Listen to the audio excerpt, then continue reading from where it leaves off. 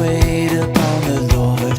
Wait upon the Lord. We will wait upon the Lord.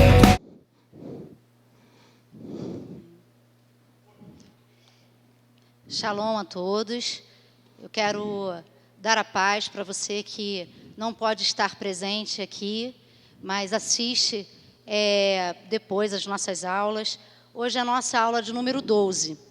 E o Espírito Santo colocou em nosso coração para a gente fazer uma aula hoje um pouco diferenciada, como se fosse uma roda de conversa.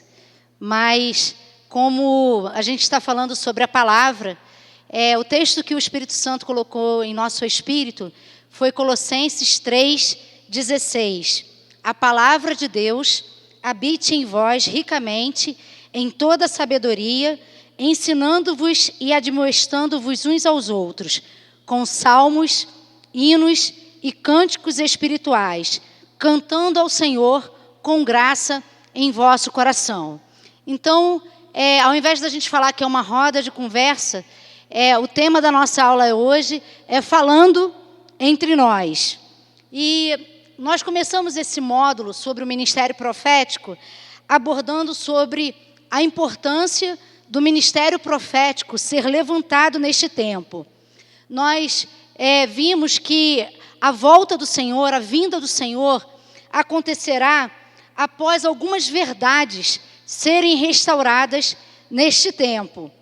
E sendo o ministério profético um ministério de restauração do corpo de Cristo, para que o povo de Deus inicialmente se volte para Deus e para que aqueles que ainda estão perdidos, de alguma forma, sejam alcançados por uma igreja viva, por uma igreja eficaz, por uma igreja restaurada. E é um ministério imprescindível para os nossos dias, por causa da graça especial que o ministério profético tem de pôr ordem nas coisas, de buscar restaurar coisas que há muito tempo foram perdidas pela igreja do Senhor Jesus. O ministério ele vem para restaurar, como a gente aprendeu, algumas coisas. Dentre elas, vem para restaurar o discernimento espiritual. A gente precisa, nesse tempo, ter o nosso discernimento espiritual restaurado, para a gente conseguir considerar aquilo que é de Deus e aquilo que não é de Deus. Aquilo que vem do coração do homem e aquilo que vem diretamente do coração de Deus. Vem também para restaurar neste tempo a santidade, algo que tem sido muito diluído em nosso tempo. A gente tem visto que muito do mundo entrou dentro da igreja. Hoje a igreja deixou de ser referência para o mundo. E acabou que o mundo começou a ser referência para as famílias da igreja, para que os nossos filhos tomem decisões em suas vidas particulares. Então, o ministério profético, ele vem com uma palavra diretiva e de restauração da santidade, porque Deus é santo, e a gente não vai ver o Senhor sem sermos santos. Também vem, neste tempo, o ministério profético restaurar a verdade da palavra de Deus. Também tem sido uma outra coisa muito diluída em nosso tempo. A gente tem visto os púlpitos da igreja serem tomados por toda sorte de filosofias humanas. E acaba que a verdade da palavra não tem tido, em muitos momentos, proeminência dentro das igrejas. E o ministério profético ele tem esse papel de restaurar a verdade da palavra. E não parte da palavra, mas toda a palavra de Deus como sendo verdade. Amém? Bom, uma outra coisa que o ministério profético vem para restaurar nesse tempo, a direção e a unção do Espírito Santo. A gente percebeu ao longo da história da igreja todo tipo de pensamento humano, de diretrizes humanas, de estabelecimento de pensamentos mesmo humanos tomando conta da igreja do Senhor. E aí os homens começaram a dizer coisas que o Espírito Santo não tinha dito para a igreja ser e fazer. Então, nesse tempo, eu creio, e nós aprendemos aqui nas nossas aulas, que a direção e a unção do Espírito Santo vai ser restaurada. E também o sacerdócio, né? A gente que conhece um pouquinho da história da igreja, percebeu que lá atrás, lá no início da igreja, o sacerdócio saiu do povo e passou a ser a figura de um homem só sendo sacerdote. E a palavra ela nos ensina que Deus, em Cristo, nos chamou para sermos sacerdotes. Eu posso estabelecer, junto com você, um altar de adoração ao Senhor. Eu posso me apresentar diante do Senhor para colocar para Ele as minhas queixas, colocar para Ele tudo o que eu preciso. Eu não preciso de alguém intervindo nesse processo entre eu e o Senhor, porque hoje a restauração do sacerdócio ela é real e o ministério profético ele tem uma ação de restauração sobre isso muito forte. Isto posto, né? E não foi só isso que a gente aprendeu nessas aulas. Hoje nós vamos revisar algumas coisas que nós já abordamos nessas aulas. E tirar algumas dúvidas que porventura tenham ficado. Algumas perguntas já foram feitas para a gente, individualmente, no final das aulas. Algumas pessoas procuraram o apóstolo Davi e colocaram algumas questões, que talvez possa ser a sua questão. E hoje a gente vai falar um pouquinho sobre isso. E para isso eu quero chamar o apóstolo Davi para me fazer companhia aqui. Ele tem sido nosso mestre ao longo dessa caminhada e não seria diferente hoje, né? Vamos aplaudir ao Senhor na vida do nosso apóstolo? Bom, será assim. A Fátima está com o microfone e quem tiver já alguma dúvida a respeito do ministério profético, de alguma questão que foi dada em aula, é só levantar as mãos, que a Fátima vai levar o microfone até você, e você vai poder fazer a pergunta de forma audível, até mesmo para os nossos irmãos que vão ouvir essa aula depois. Mas eu quero começar com uma pergunta. Bom, apóstolo Davi, já foi perguntado... Sim, pode falar. Isso aqui é o esboço da aula. Que coisa horrível. Muito. A outra, você está muito bonita. Muito obrigada. Bom, vamos lá. Já foi perguntado algumas vezes nas nossas aulas a diferença entre o dom, o ministério e o ofício profético. Eu queria que você falasse um pouquinho sobre isso com a gente hoje. Tá bom. Existe um escritor, que eu vou lembrar o nome dele, que ele fala sobre dom, ministério e ofício.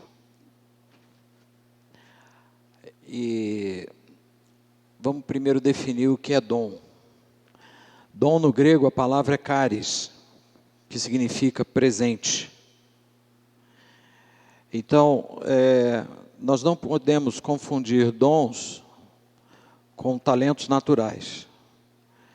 Efésios, capítulo 4, do 11 em diante, fala dos dons de Cristo. Romanos, capítulo 12, fala de dons de Deus. 1 Coríntios 12, fala dos dons do Espírito. Os dons do Espírito, eles são dados de acordo com a vontade de Deus. Ele é dado para você. Então, dom é um presente que Deus te dá. Então, se eu perguntasse a você o que é dom, você pode dizer que dom é um presente de Deus. Então, em 1 Coríntios 12, você tem 9 dons. Tá? No texto de 1 Coríntios 12, você tem 9 dons, que nos meios carismáticos pentecostais são conhecidos como dons do Espírito Santo. Quando você pensa se há alguma diferença entre dom e ministério, eu vou te dizer o que acontece. A palavra ministério em grego é diáconos. Você tem aqui na igreja um ministério de diaconia. O que o diácono faz? Quem pode me responder? Quem pode responder? O diácono serve. Serve. Então, a palavra ministrar ou ministério significa servir. Quando você tem um dom e você serve a igreja, ao teu irmão, com esse dom, você tem um ministério. Porque você está servindo com o dom que você recebeu. Então, só uma pergunta, apóstolo. Então, alguém pode se mover apenas no dom, mas não se mover no ministério profético? Pode. Pode nos dar um exemplo? Posso. Existem, a palavra de Deus fala que todos nós podemos profetizar, mas isso não significa absolutamente que todos somos profetas. Hebreus capítulo 1 fala que, havendo Deus falado aos nossos pais pelos profetas, hoje nos fala pelo Filho. O Filho quem é? Quem é? Alô? Jesus. Quem é o Filho? Ele é o quê? Da igreja. Então a cabeça está falando pelo corpo. Então o ofício, o profetizar hoje, ele está liberado numa dimensão grande para a igreja. Mas a gente vai entendendo, com o passar do tempo, que existe a diferença entre aqueles que se movem no dom, aqueles que servindo com o dom alcançam o ministério. E agora a terceira questão, que é o ofício. Qual é a diferença entre dom, ministério e ofício? Dom você recebe, tá? Ministério é a ativação desse dom no corpo com quanto serviço. E ofício é quando a igreja te recebe. Entenda bem. Quando Efésios 4 diz que Jesus subindo ao céu levou o cativeiro e deu dons aos homens, a uns ele chama para apóstolos, profetas, pastores, evangelistas e mestres, está falando de ofícios. Por quê? Porque são presentes que são dados à igreja e a igreja reconhece esses presentes na sua vida. Então, quando eu me tornei um apóstolo, eu não me tornei um apóstolo no dia que eu percebi em mim marcas de um ministério apostólico. Davi, quando foi ungido rei de Israel, ele tinha coração de rei e ele tinha atitudes de governo, mas ele ainda não era rei. Amém? Ele levou 17 anos sendo preparado, em meio a muita tribulação e a muito combate, para, em primeiro lugar, ele reinar em Hebrom, durante 7 anos, e depois ele vai reinar em Jerusalém. E aí o período de reinado de Davi, 40 anos. Então, 7 anos em Hebrom, 33 em Jerusalém. Esse reconhecimento da nação sobre ele se dá de forma muito interessante. Ele assume o reinado em Hebrom, e depois os anciãos de Israel vêm até Davi e diz: reina sobre nós. Então, quando a gente pensa num ofício apostólico, a gente não está pensando em alguém que se reconhece apóstolo e por causa disso vai no mercado, compra uma lata de azeite soia, vira sobre a cabeça e fala: eu sou apóstolo. Não, você recebeu sinais apostólicos no seu ministério, você tem marcas apostólicas na sua vida, e quando a igreja reconhece você como apóstolo, nesse momento você passa a ter um ofício apostólico. Porque é como se a igreja estivesse dizendo assim: nós recebemos o presente que Deus nos deu. Amém. Alguma pergunta? Então, a diferença entre dom, ofício e ministério é basicamente essa. Trazendo isso para dentro do profético, Você pode pensar no profético a nível de dom, quando, por exemplo, a Bíblia fala em 2 Crônicas, capítulo 20, sobre um levita chamado Jaaziel. Ele é denominado nesse texto como levita, não como profeta. E Josafá está com uma crise, porque vem 5 povos tomar Jerusalém. E o Josafá vai orar, ele está com medo, ele clama ao Senhor, e ele reuniu toda a congregação de Judá, jejuaram, estavam orando, e aí a Bíblia diz que o Espírito do Senhor veio sobre um dos levitas chamado Jaaziel, e ele vai profetizar.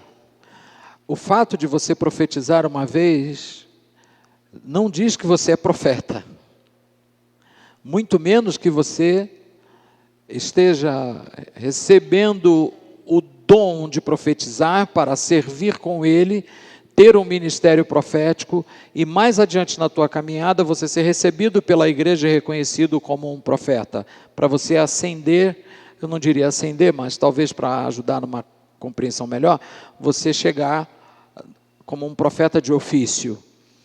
Na verdade, os profetas no dom, isso aí a gente já conversou, eles se movem numa esfera. O profeta de ofício, ele se move numa dimensão. Então, você vai ter profetas que vão falar que você vai ganhar um emprego, e você vai ter profetas que vão dizer, segundo a minha palavra, não chova. No Rio de Janeiro, nós tivemos uma experiência, num congresso da Adonep, onde o apóstolo, profeta Morris Cerulo, quem já ouviu falar dele? Morris Cerulo foi pregar lá no encontro da Associação dos Homens de Negócio do Evangelho Pleno. Era um congresso muito concorrido no Rio de Janeiro, era feito no Rio Centro. E nesse congresso, ele liberou uma palavra, isso era no ano de 92, 93, preste bem atenção. Ele estava pregando, ele parou de pregar e soltou uma palavra. E ele disse: a bênção do Senhor virá sobre esta nação, a ponto da moeda de vocês ter o mesmo valor de $1. Os empresários que estavam lá ficaram assim: como é que esse homem fala um negócio desse?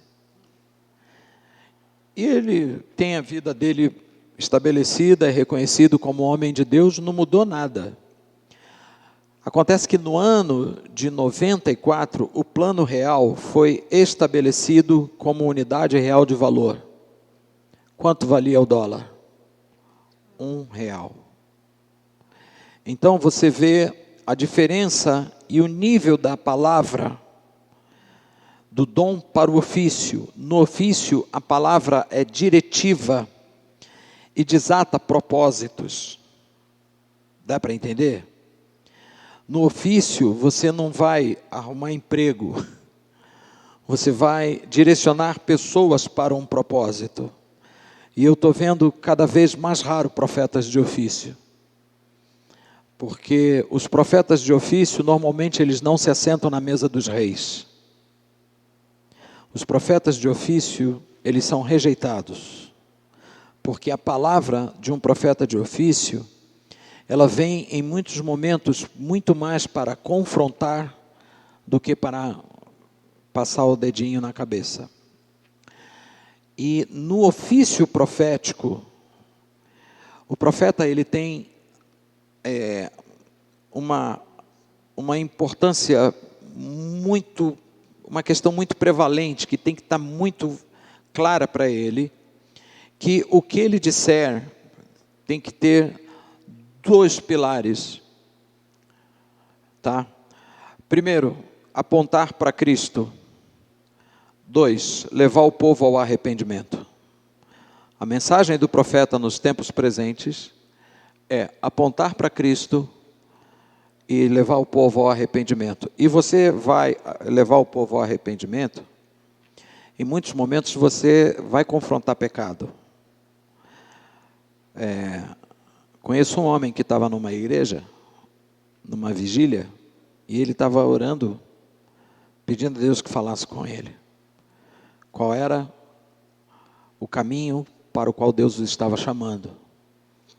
E quando ele pensou isso, o pastor, que hoje é um apóstolo, o chamou lá em cima e disse: vem cá. No meio de 2.000 pessoas, o pastor olhou e falou: você aqui, vem cá. E esse homem foi. E quando ele chegou lá, o pastor pegou um vidro de azeite e virou nas mãos desse homem e disse para ele: agora volta para o teu lugar, porque a resposta que você pediu a Deus, Deus vai te dar agora quando você abrir as Escrituras. E aí, esse moço foi e abriu as Escrituras. E o texto que apareceu, que lhe foi dado, foi Miqueias capítulo 3, verso 8. Quanto a mim, estou cheio do Espírito Santo e de força, para anunciar a Jacó o seu pecado e a Israel a sua transgressão. Então, é um chamado profético. Esse texto está alusivo ao profeta Miqueias. Então, você começa a entender que há uma diferença muito grande entre profetas de dom, profetas de ministério e profetas de ofício. Um é mais do que o outro? Não. Mateus, nós estávamos estudando princípios do reino, mas quando você vai para o capítulo 23, que Jesus vai falar sobre o final dos tempos, ele diz que muitos dirão naquele dia: Senhor, em teu nome profetizamos. A grande diferença que eu ouso dizer é que esse profetizamos, que está alusivo a esse texto de Mateus, é profetas de dom.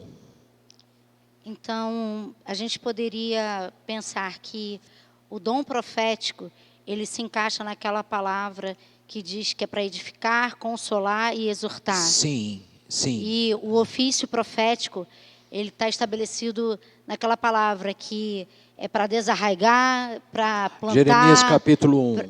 Seria dessa forma Sim. que a gente poderia pensar? Sim, inclusive você pode pensar também em Atos 13, quando diz que na igreja de Antioquia havia profetas e mestres.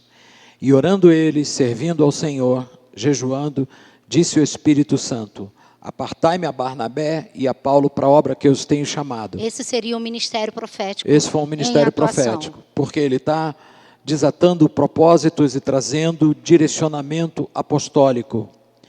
Profetas de dom não trazem direcionamento apostólico. Profetas de ofício trazem direcionamento apostólico. Alguma dúvida? Alguém quer fazer alguma pergunta concernente a esse assunto? Val? Ele já respondeu. Desculpa. Já? Sim, que foi o que tipo de sinal? Sobre?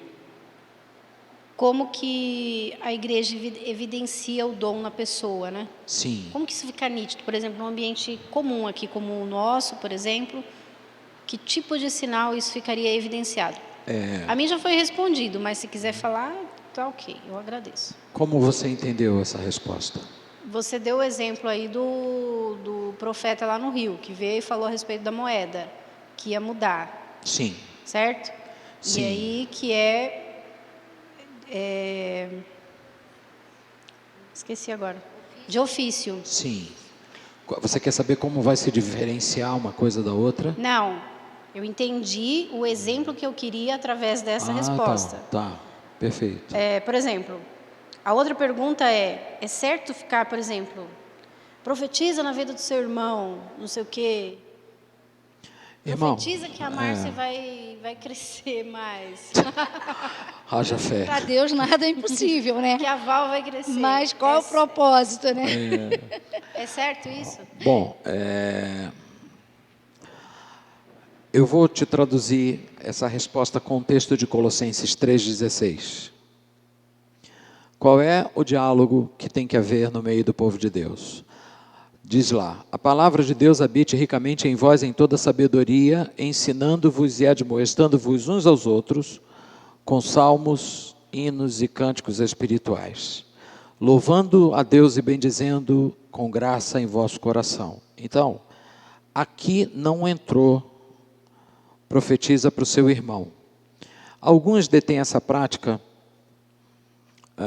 considerando uma tradução da palavra profeta, que no grego é profeteia, que significa declarar.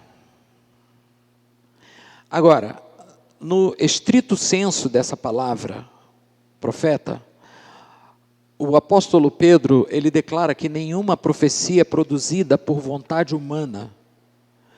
Então, se você é chamado para profetizar alguém, seria bom que ficasse claro o bom uso da palavra, em vez de dizer, profetiza, declare uma bênção na vida do seu irmão. Porque se você for profetizar, essa profecia tem que ter a chancela do Espírito Santo. Agora, E vem como revelação ou uma palavra de conhecimento ou palavra de sabedoria. Isso. Agora, quando você vai lá em 1 Reis 17, que o Elias diz assim para o Acabe, segundo a minha palavra, não vai chover. Alguém pode interpretar esse texto por uma perspectiva de que o Elias resolveu, desculpa a expressão, mas o poste fez pipi no cachorro. Mas eu tenho no meu espírito uma outra visão dessa palavra. O alinhamento do Elias com o céu era tão grande que Elias acessava o coração de Deus e Deus respondia a esse acesso. Existem coisas que você vai falar, achando que estão saindo de você, quando na verdade elas não estão. Você quer uma base bíblica para isso? O sumo sacerdote Caifás, perto da morte de Jesus, ele profetiza que alguém do povo precisava morrer pelo povo. Está lá no Evangelho de João, se não me falha a memória. Em algumas traduções diz, ele profetizou pelo Espírito, que alguém do povo precisava morrer. Quem era esse alguém? Yeshua. Então você vai pensar em coisas que você... Agora, o grande problema é que nós queremos fazer da exceção a regra. E nós não operamos pela exceção. Nós operamos pela regra. Então, Deus pode fazer? Pode. Ele é soberano. Ele faz como quer, do jeito que quer, na hora que quer. O que nós não podemos pensar é que o profético tem uma regra humana para se andar. Amém? Então, quando você for profetizar, entenda a diferença entre você declarar uma palavra segundo o bom desejo do seu coração, segundo até a fé mesmo que você tem. Segundo a sua fé. Romanos diz que, por exemplo, no 12, diz, aquele que profetiza, profetize segundo a medida da sua fé. Então, se você vai declarar alguma coisa sobre a cabeça de alguém, que você tenha fé para fazer essa palavra se cumprir. Vou contar uma historinha rapidinha. Em Portugal, a gente estava numa casa de uma senhora moçambicana chamada Judite. E o filho dela tinha sido preso por tráfico de drogas. E ele recebeu uma pena, a família entrou com um recurso, ele foi para casa, isso em 2007, Portugal já usava tornozeleira. E ele ficou em casa, ele não podia sair da porta da casa com tornozeleira. E a mãe dele, muito de Deus, aquela senhora, ela pediu para a gente orar. E a gente foi lá na casa dela, comemos uma boa comida moçambicana, quem pode dizer aleluia. Aleluia. Comemos caracoletas, foi uma bênção. E aquele moço veio na sala para a gente orar. E quando eu fui orar por ele, eu fiz uma pergunta a ele. Eu disse assim, você crê que Deus pode reverter a situação desse processo, objetivando a tua salvação? Aí ele olhou para mim e disse assim, ele é Deus, ele faz o que ele quiser. Isso me deu uma ira santa, porque um cara que está na condição que ele está, sujeito a ter uma progressão de pena, não uma regressão, mas uma progressão, esse cara tinha que estar muito pianinho, sim ou não? Me deu uma ira santa, que eu olhei para ele e falei assim, você não precisa ter fé para acreditar nisso não. Deus vai fazer um milagre porque eu creio nele. E segundo a minha fé, você vai ser liberto. E isso era mês de junho, o julgamento dele ia acontecer em setembro. Em agosto a gente voltou para o Brasil. Quando chegamos aqui no Brasil, chegou o mês de setembro, a Márcia lembrou da data. De manhã cedo ela me acorda, fala assim, é hoje? Eu falei, é hoje o quê? O que tem hoje? Ela falou, Davi, o julgamento do filho da Judite é hoje. E lembra o que você declarou? Eu falei, não, mas eu não estou preocupado com isso. Irmãos, isso era de manhã 9 horas aqui, era 1h da tarde lá em Portugal. Quando foi meio-dia aqui, 5 horas da tarde em Portugal, Dona Judite ligou. Pastor Davi, o meu filho acabou de ser solto. Então, tem coisas que Deus vai fazer numa dimensão muito menor do que fechar o céu por 3 anos e meio, como ele fez com Elias, mas ele vai usar a tua fé para semear algo na vida de alguém. Que a gente possa entender isso e andar nessa verdade. E algo bem importante para a gente lembrar é que a gente pode receber, né, algo vindo do Espírito Santo, né, uma palavra profética, pode vir do Espírito Santo, pode vir do próprio homem e do diabo. Então, ou misturar as três fontes. Então, é bom que a gente esteja bem consciente disso quando a gente se mover no profético ou receber, né, sobre nós uma palavra profética ou algo desse tipo. Deixa eu só dar uma... Quando você vai no restaurante que a comida não está boa, o que você faz? Rejeita. Oi? Bom, eu antes de reclamar, eu já rejeito. Sim ou não? Irmãos, eu já passei por situações de liberarem palavra que eu disse assim... Eu não recebo. Não recebo isso. Por melhor que fosse, tipo, você vai ganhar um Mercedes. Eu levo a dizer, não, eu não. A gente precisa ter... Esse discernimento. E é uma coisa que você vai aprendendo. Com a maturidade. Com a maturidade. Né? A maturidade espiritual é muito necessária para a gente poder se mover num ambiente profético e não sermos enganados. A palavra ela nos autoriza a julgar a profecia. A gente não julga o profeta. Né? A gente não tem esse direito de julgar o profeta. Mas nós temos total liberdade e autoridade dada pela palavra para julgar a palavra que está sendo liberada. Amém? E a gente precisa crescer em maturidade. A palavra de Deus nos fala que Jesus ele fala isso, né? Que a gente precisava ser como as crianças, né? Mas ao mesmo tempo que a palavra orienta a gente a ser simples como uma criança, é a mesma palavra que nos admoesta a sermos prudentes, né, como a serpente. E quando Jesus fala sobre a simplicidade da criança, está falando sobre a condição natural que uma criança tem, a facilidade que a criança tem de aprender, de se submeter, de perdoar. Né?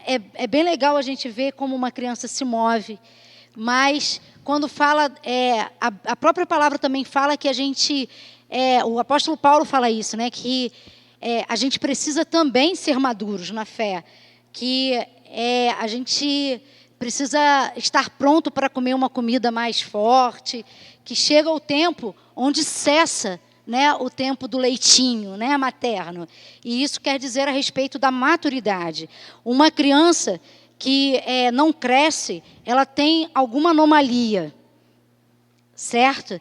Porque a gente sabe que existem as fases que a criança precisa viver, experimentar, e ela vai crescendo, ela vai sendo acrescentado conhecimento até que ela chega à fase da maturidade. Amém. E como pessoas espirituais, nascidos de novo, a gente precisa ir crescendo também de forma espiritual. E quem é maduro espiritualmente, ele é capacitado pelo Espírito Santo para discernir o que vem de Deus, o que vem do diabo e o que vem do próprio homem. Só uma coisa, dentro disso que você está falando de maturidade, alguém tem alguma pergunta para fazer? Eu estou achando que eu estou meio formal aqui, não estou? A nossa querida ali tem uma pergunta para fazer. Tá, fala. Fala, Margarida. Eu tenho uma dúvida na minha mente. Às vezes eu falo as coisas e acontecem. Pode acontecer na hora ou depois de um ano, assim. Às vezes eu sonho, acontece. Às vezes estou orando assim e eu falo uma coisa orando e essa coisa acontece. Às vezes eu oro pelas pessoas, assim, tipo pela guerreação, né? Uma pessoa doente, eu oro e ele fica de boa. Então, não sei, isso aí é ministério, é um dom que eu tenho, só que eu não sei o que é. Sim, e você recebeu um dom. Isso é um dom. Quando você... Transiciona. Não, quando você serve no corpo de Cristo com esse dom, você vai para um ministério. Isso está claro para vocês? O que é um ministério? É você servir com o dom que você recebeu. Na igreja local, na igreja de Cristo, você dom. começa a se mover Agora, nesse dom. Agora, a questão da maturidade, quem é que traz... Se você reparar na nossa igreja, eu nunca vi, eu sou membro daqui nós somos membros aqui na CCJ desde 2015. Foi quando eu fui recebido como membro aqui. No período que a gente estava pastoreando em Genebra, a gente era membro aqui. Eu nunca vi, nas vezes que eu vinha pregar aqui, no meio do culto, alguém levantar com uma palavra profética, como é costume em alguns lugares. Por incrível que pareça, nós fomos membros de uma Assembleia de Deus no Rio de Janeiro, do falecido pastor Daniel Fonseca Malafaia. Pastor da Assembleia de Deus de Campo Grande. O culto que mais enchia nessa igreja eram os dois cultos. O de terça-feira, doutrina, que era absurdamente lotado. Absurdamente lotado. E o culto de domingo de manhã, que era EBD. Que era o culto de ensino. Culto de ensino. E o pastor Daniel Malafaia, mesmo sendo pastor de uma Assembleia de Deus, as pessoas sabiam, aqueles que se moviam no dom profético, sabiam que se recebessem uma palavra de Deus, eles tinham que primeiro ir lá falar com o Daniel Malafaia, e o presbitério, julgando essa palavra, ela seria entregue à igreja. Olha o nível de maturidade, numa Assembleia de Deus. Porque você imagina o nosso queridão apóstolo Arles ministrando aqui um culto, e aí alguém levanta com uma palavra profética. Ela pode ser de Deus? Pode. Mas ela também pode ser de outra fonte? Pode. O que vai acontecer?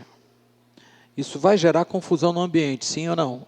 Então, nesse tempo que eu estou aqui, eu percebo uma coisa, que o que traz maturidade para a igreja são os ofícios apostólicos que trabalham juntos. Isso está lá em Efésios. Para que a gente não seja menino levado pelo vento. Você já viu aqui na igreja alguém rodando? Eu creio que Deus pode fazer isso. Pode. Mas você já imaginou se isso virar uma regra na nossa igreja? Um anjo com uma fieira que vai enrolar o povo, tacar e puxar. Aí imagina eu, irmão, começar a rodar no estacionamento e parar lá na porta da igreja. Eu fui pregar numa igreja no Rio de Janeiro, que isso acontece muito lá no Rio de Janeiro, aqui quase não acontece. Eu fui pregar numa igreja e me pediram para ir de terno e gravata. Irmão, era verão. Você sabe que no Rio de Janeiro verão não brinca, né? Tem três... um sol para cada indivíduo. É um sol para cada carioca. E aí eu fui pregar, Márcio. E aí quando eu cheguei na igreja, o horário de verão era 7 horas da noite, o sol era de 5 horas da tarde, 4 horas da tarde, calor, e a igreja era de telha de amianto. um galpão com telha de amianto. Aquilo era um forno de micro-ondas. E como é que está o pastor no púlpito? Suando igual pano de cuscuz, né, irmão? Eu secando. O culto começou 7 horas. Teve oportunidade para um, oportunidade para outro, oportunidade para outro, oportunidade para outro, oportunidade para outro. Canta um, canta outro, canta outro, canta outro. E tinha uma tenda profética, faça meu favor, com uma menorá dentro da tenda. E eu olhando aquilo, eu falei, o que eles estão querendo com isso? Quando foi 9h40 da noite, e tinha uma irmã nessa igreja que ela estava rodando o culto inteiro. Ela rodava, parava sobre um, botava a mão e falava um negócio. E aquilo está me incomodando, né? Roda e avisa, 1 minuto de comercial e roda. Eu toquei lá no Chacrinha, por isso que eu lembro dessa música. Chegou uma hora que, quando falou assim, agora vamos ouvir a palavra, ela levantou, pegou a bolsa dela e foi saindo pelo canto da igreja. Eu falei, você que está indo embora, volta para o seu lugar, senta, porque eu vi você rodar o tempo todo e agora você vai ouvir a palavra de Deus. Senta.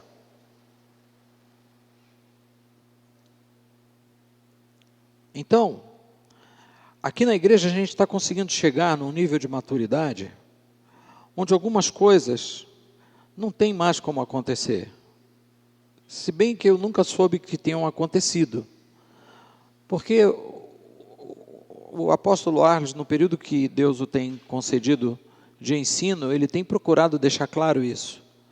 Eu já recebi palavras para entregar, que na própria ranking, que eu chamei o Arles e falei, Deus está falando isso. Ele falou, pode ir lá entregar.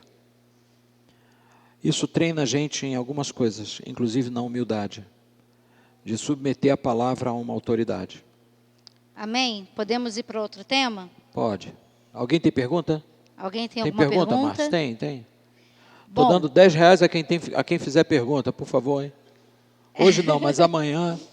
Bom, existe um texto em Deuteronômio 18, a partir do verso 10 até o 12, que diz assim: entre ti não se achará quem faça passar pelo fogo a seu filho ou a sua filha, nem adivinhador, nem prognosticador, nem agoreiro, nem feiticeiro, nem encantador, nem quem consulte um espírito adivinhador, nem mágico, nem quem consulte os mortos, pois todo aquele que faz tal coisa é abominação ao Senhor.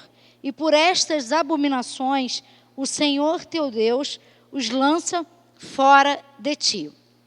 Bom, uma questão que sempre deixa muita dúvida. A gente vê lá no texto de 1 Samuel, no capítulo 28, quem lê a Bíblia, e eu acredito que todos nós lemos a Bíblia, conhece essa história, quando fala que Saul foi até a uma adivinhadora e pediu para que ele consultasse o espírito de Samuel. E segundo o que está escrito, diz que o espírito de Samuel subiu e que Saul consultou esse espírito. Bom, de acordo com o texto que nós lemos, em Deuteronômio e outros textos da Bíblia, nos afirma que Deus proíbe tal prática. Então, o que você tem a nos dizer a respeito desse texto, que sempre é questionado, né, entre as pessoas, se foi realmente o espírito de Samuel, se não foi? O que você tem a nos dizer em 5 minutos sobre isso? Ela já determinou o tempo, reparou?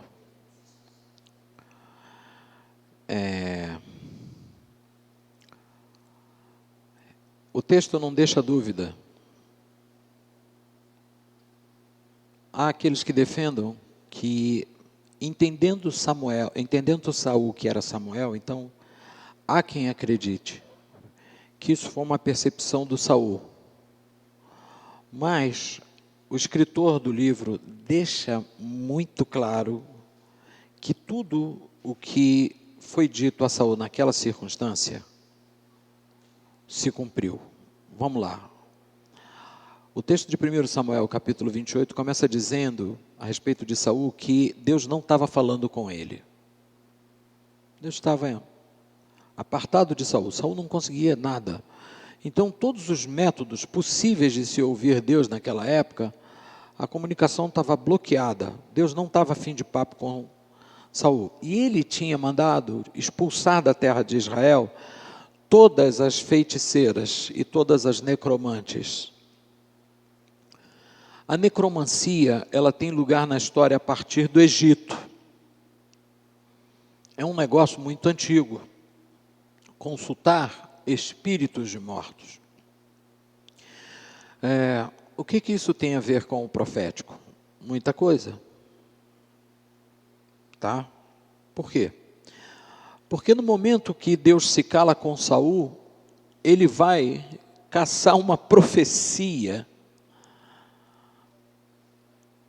com algo que Deus tinha condenado. Em Deuteronômio, como a gente leu. E na leitura desse texto você vê que ele saiu de uma posição, o exército dos filisteus que estavam indo contra Israel, era um exército muito poderoso e muito numeroso, e eles estavam acampados num caminho, no meio do caminho entre o acampamento de Saul e Endor, que é a cidade onde essa mulher estava. O texto de 1 Samuel chama ela de pitonisa. Isso te diz alguma coisa? O quê? Uma cobra chamada Piton, mas que também é um espírito de adivinhação.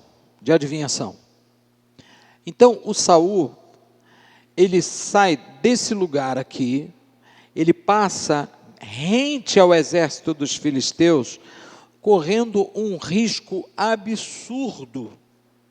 Ele foi de noite e foi disfarçado para procurar essa mulher.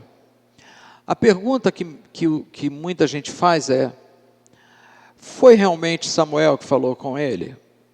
Há quem diga que não, há quem diga que sim. Volto a dizer que Deus é soberano, Ele condena a prática da necromancia, mas eu vou te dar alguns exemplos quando Deus resolve usar de sua soberania e quebrar seus protocolos. Ele é soberano, Ele pode fazer o que Ele quer. Quando Ele chega para Oséias e fala assim: vai e casa com uma prostituta. Há quem diga que é uma situação figurada. Mas não é. Qual Lázaro? Sim, eu vou entrar nisso aí, porque esse texto tem a ver com o que a gente está falando. Só que ali, Jesus não deixa o cara aparecer para a família, porque Jesus ainda fala: a favor dos vivos consultar-se-ão os mortos. O que é um texto bíblico, inclusive, o que é de Isaías 8, 19. O que acontece? Há quem diga que realmente foi Samuel que falou com ele. Agora você me pergunta: é possível consultar os mortos? Eu digo a você que a Bíblia proíbe. Agora, por que a Bíblia proíbe isso? Por que Deus proibiu? Deus proibiria alguma coisa que não fosse possível fazer? Então, não tem lógica, eu vou te dizer por que Deus proíbe. O apóstolo Paulo fala que o diabo é astuto e que ele se transfigura em anjo de luz. Eu particularmente, penso que quando quando alguém senta para consultar esse tipo de situação, a fim de ter um caminho que para eles não é profético, mas a gente sabe que isso, de uma certa forma, está elencado a um cartel de previsões, amém? Eu acredito piamente que o diabo pode se manifestar e trazer algumas características que possa lembrar alguém. Tipo, o diabo sabe como era meu pai. E aí, o apóstolo Davi desviou da fé, resolveu dar um pulinho num lugar, tum-tum, jacutá, para saber alguma coisa. Alguém vai pegar. Você acha que o diabo não tem poder de assinar uma carta como meu pai assinava? Eu, quando era adolescente, eu gostava de imitar assinaturas. Eu também.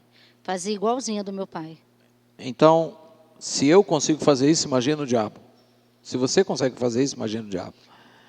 Então, o que acontece é que quando o grande problema que aconteceu com Saul foi o silêncio de Deus. Quer falar? Fala. Vai chegar o microfone. Então, apóstolo, esse texto sempre me intrigou, porque no versículo 12, aqui, pelo menos na versão que eu estou, fala, vendo, pois, a mulher a Samuel. Então, a Bíblia afirma que ela viu Samuel. Sim. E se você observar, todas as outras afirmativas com relação ao que é imputado a Samuel dizer, foram coisas que aconteceram. Então, volto a dizer, partindo do pressuposto de que Deus é soberano e que Ele pode ter permitido, sim. Por quê? Quando você chega em Mateus 17, Monte da Transfiguração, quem aparece conversando com Jesus?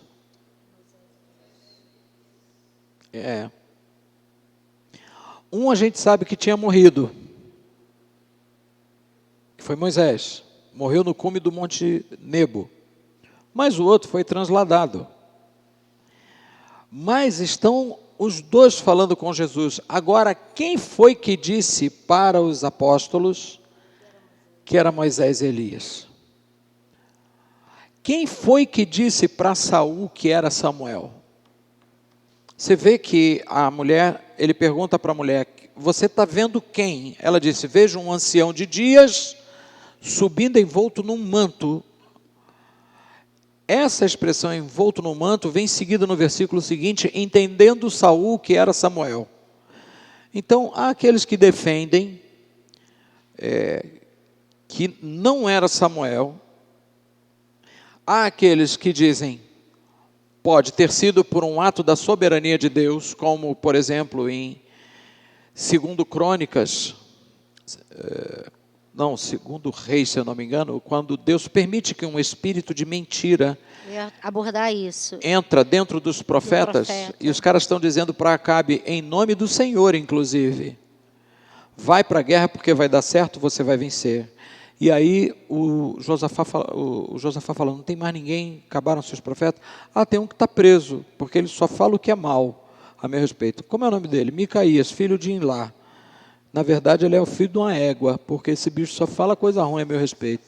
Então, traz ele aqui. E aí trouxeram Micaías. E o comandante da guarda, que foi tirar o Micaías da cadeia, disse, Micaías, olha, os profetas estão a uma voz dizendo que Acabe vai para a guerra e que vai dar certo. Seja a tua palavra igual a deles.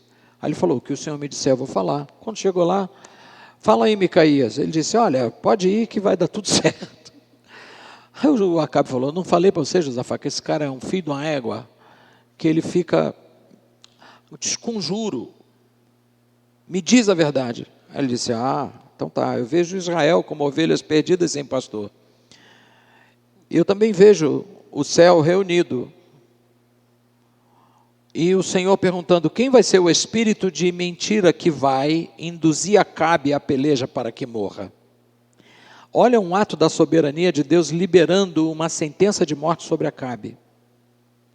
Através de uma ação de um espírito de mentira. O Martim Lutero tinha uma frase, que o diabo, até ele, é o diabo de Deus. Ele não é autônomo.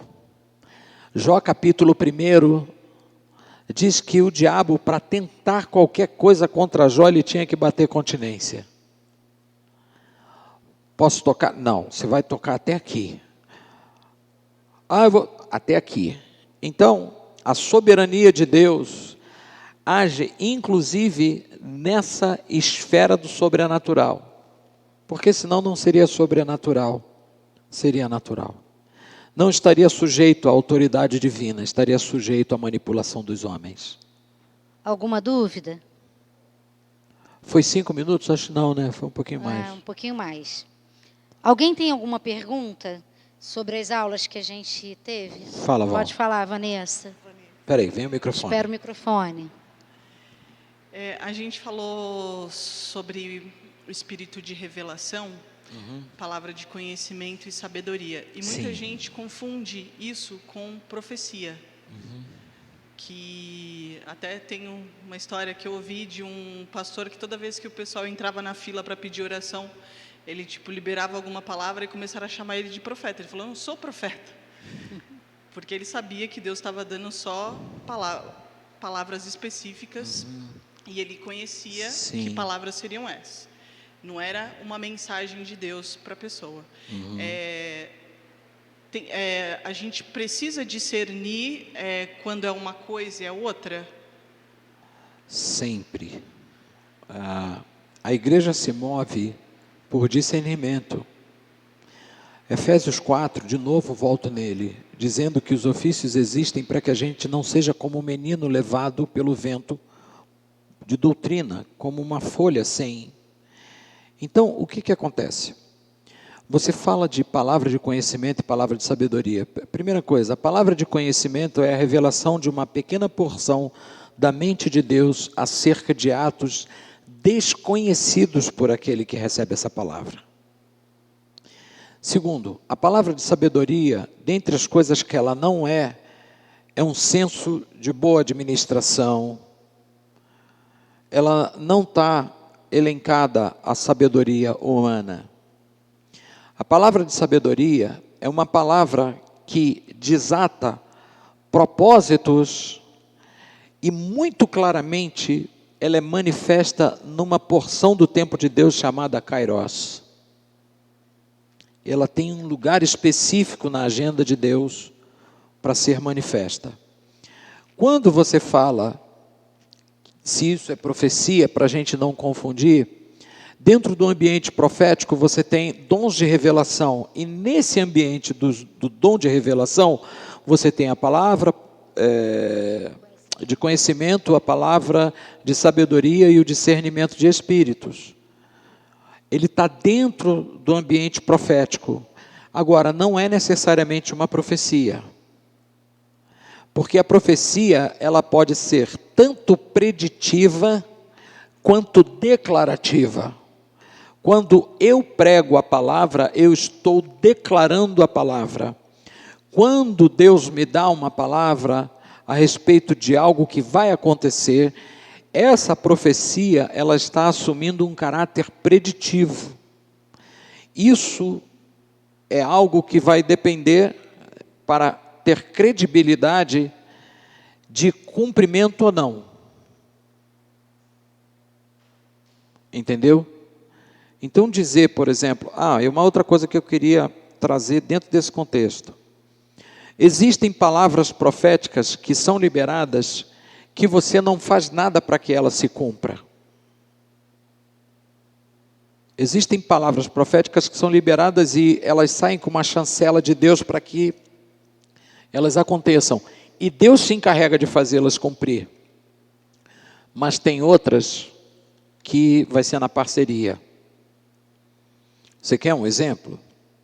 A palavra de Deus diz no livro de Isaías, acho 9, que o povo que andava em trevas viu uma grande luz, e sobre os que habitavam na região da sombra da morte resplandeceu-lhes a luz. Porque um menino nos nasceu, um filho se nos deu, e o governo está sobre os seus ombros. O seu nome será o quê? Maravilhoso, Conselheiro, Deus forte, Pai da eternidade, Príncipe da paz. Do aumento do seu governo, da paz não haverá fim, sobre o trono de Davi, para o estabelecer e o firmar. Está falando de quem? Eu só vou falar, vou dar uma pequena ajuda. Começa com J e termina com S. Então está falando de? Jesus. Bom, a região que está lá no início do texto, dizendo o povo que andava em trevas, e o povo que habitava na região do Vale da Sombra da Morte, essa expressão Vale da Sombra da Morte, ela existia para designar uma região que existe em Israel, que é na junção das tribos de Zebulon e Naftali. É onde fica a cidade de Cafarnaum. Jesus, ele volta do Egito, ele vai morar aonde? Em Nazaré. E ele fica na casa dos pais até 33 anos. Ou 30 anos. Começou com 30 o ministério. E aí ele sai de Nazaré e vai para Cafarnaum, que é o quê? A região do Vale da Sombra da Morte. Por quê? Ali vai resplandecer a luz. Então, ele se levanta para cumprir essa palavra. E ele diz assim: convém que seja assim para que se cumpra o que de mim está escrito. Então, se alguém disser para você que você vai ser juiz, Deus não vai fazer cair uma toga sobre a sua cabeça. Você tem que fazer o vestibular, estudar, e Deus vai te abençoar. E aí você vai sentar na cátedra de um juiz. Se Deus vai dizer que você é um pastor, não fica abrindo igreja como quem abre uma birosca. Vai estudar, vá se preparar. Esteja apto, debaixo de autoridade. Sirva na igreja local. Sirva na sua igreja. Espere o Senhor no te chamar, tempo de Deus esse chamado entre... É interessante que quando Davi recebe a palavra profética de que ele seria rei em Israel, ele toma algumas atitudes que parece que são contrárias a alguém que vai contribuir para o profético. A Bíblia diz que quando Samuel verte o óleo sobre a cabeça dele e diz: hoje o Senhor te unge por príncipe sobre a sua herança, a Bíblia diz que depois da unção ele voltou para o trabalho dele normal. Ele não foi criar situação para constranger Saul, nem criou uma rebelião para... Quando Eliseu recebe a palavra de que vai ser profeta, quando ele tem a ousadia de dizer para Elias: eu quero porção dobrada do Espírito que está em ti, ele não cria uma escola profética independente do Elias, ele espera o Elias ser promovido para ele subir.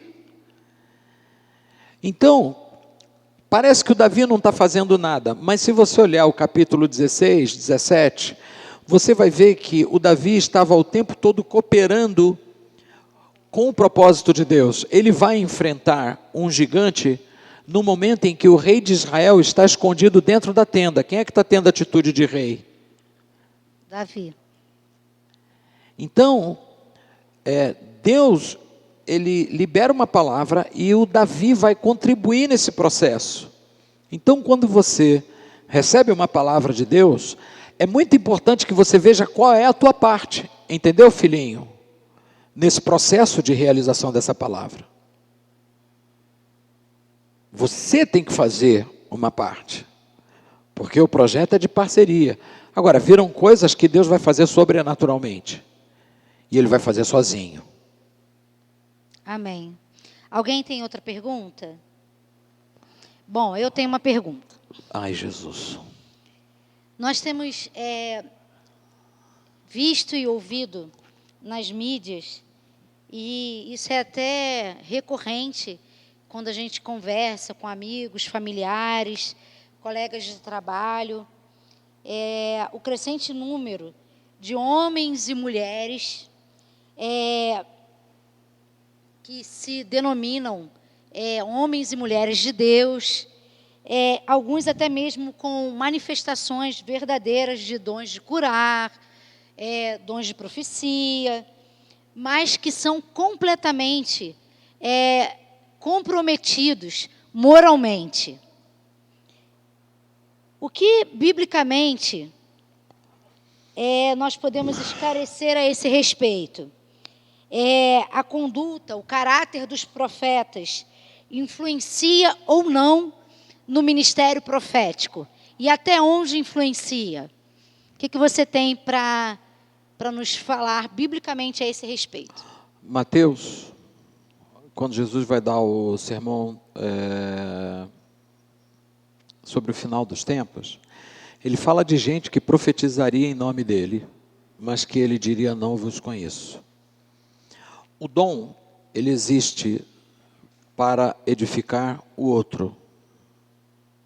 Então, quando eu recebo um dom de profecia, eu não recebo esse dom para ganhar dinheiro, eu recebo esse dom para servir você e edificar a sua vida através desse dom.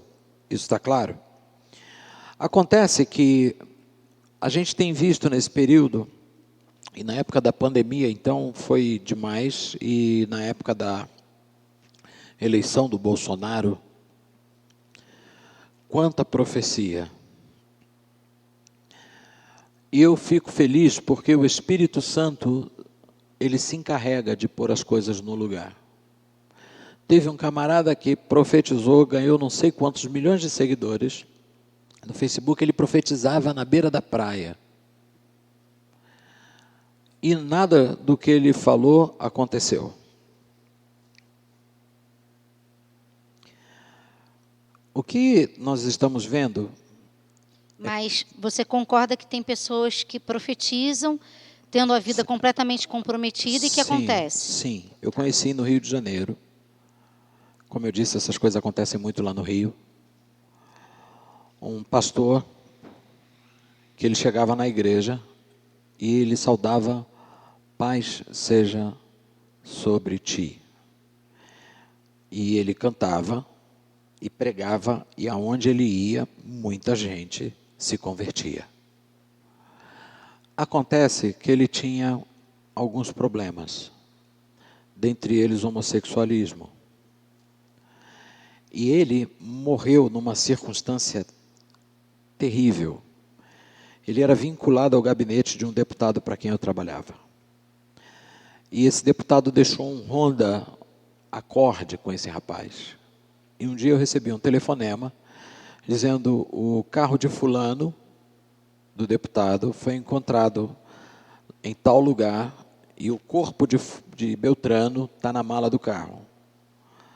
Arrancaram partes do corpo dele e botaram na boca. Esse rapaz, ele terminava os cultos, ele ia para um bar, um restaurante chinês em Copacabana, e ele começava a tomar saquê, e dali ele saía para fazer programas. Vale a pena lembrar o escrito de Paulo na carta aos Gálatas: Deus não se deixa escarnecer. Tudo que um homem semear, isso também ceifará. Porque quem semeia na carne, da carne colherá corrupção. Mas quem semeia no Espírito, do Espírito colherá vida. Quando você fala em dom, você está falando de um presente que Deus dá pela graça, e que aí, irmão, é irrevogável. Paulo fala na carta aos Romanos que os dons e a vocação de Deus são irrevogáveis. Irrevogáveis. Deus não dá o dom para alguém e tira. Não. Agora, pensemos também naquele dizer de Jesus, que era: a quem muito é dado. Então, hoje, eu penso que se faz necessário você avaliar a profecia, o contexto cristocêntrico dessa profecia, o contexto bíblico e doutrinário dessa profecia e o caráter do profeta.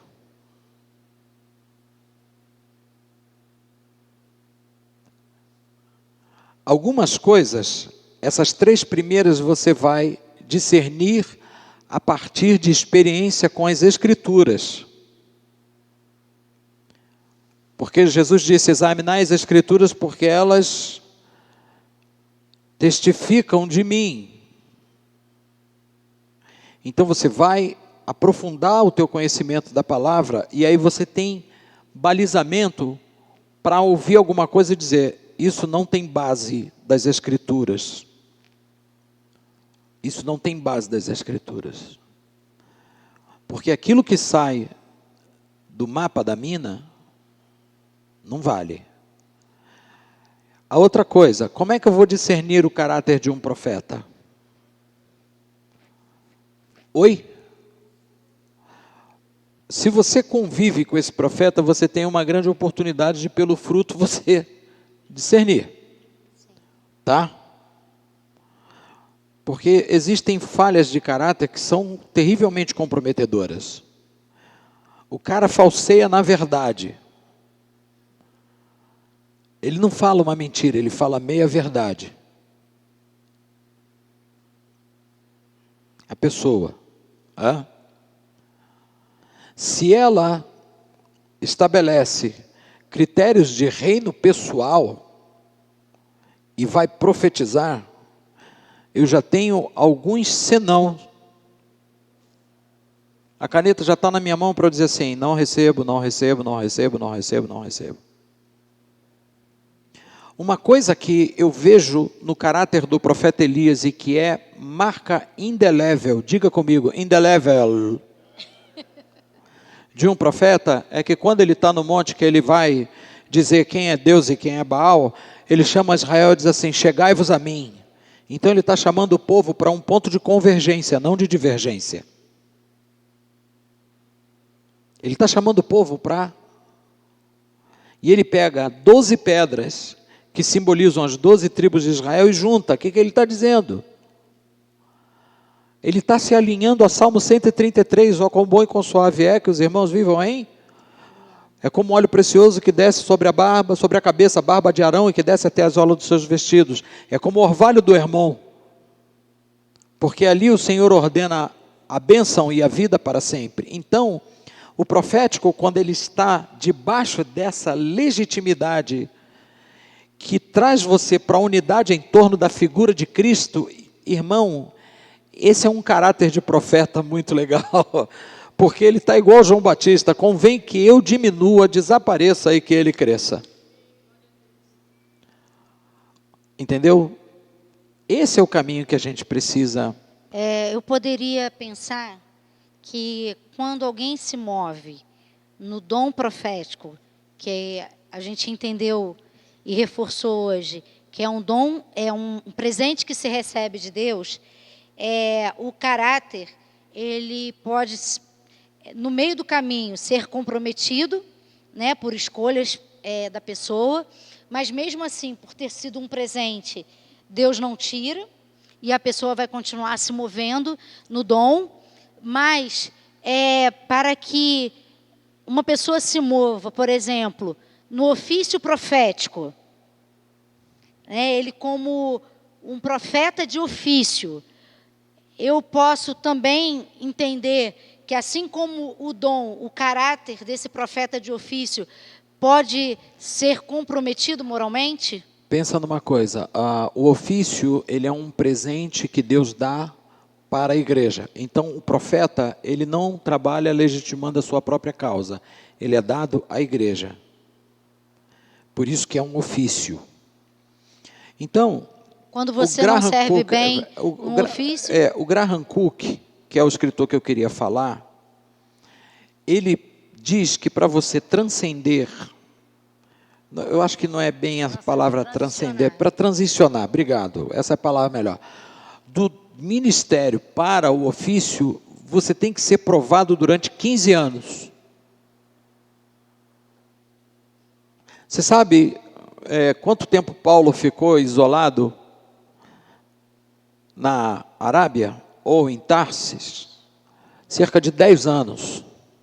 A gente acha que foi do dia para a noite, né? Porque a gente vira a página da Bíblia e acha que o tempo em que as coisas aconteceram foi na mesma velocidade que você virou a página. Não. Não foi. Nem na velocidade que você lê o texto. Então, o amadurecimento do caráter, ele é uma provocação do Espírito Santo para adestrar o profeta, o apóstolo, o pastor e a igreja. E uma das frentes onde o caráter é mais ralado, eu posso dizer assim, é no relacionamento. Porque Provérbios diz assim como o ferro afia o ferro, assim o rosto do seu irmão ao seu próximo.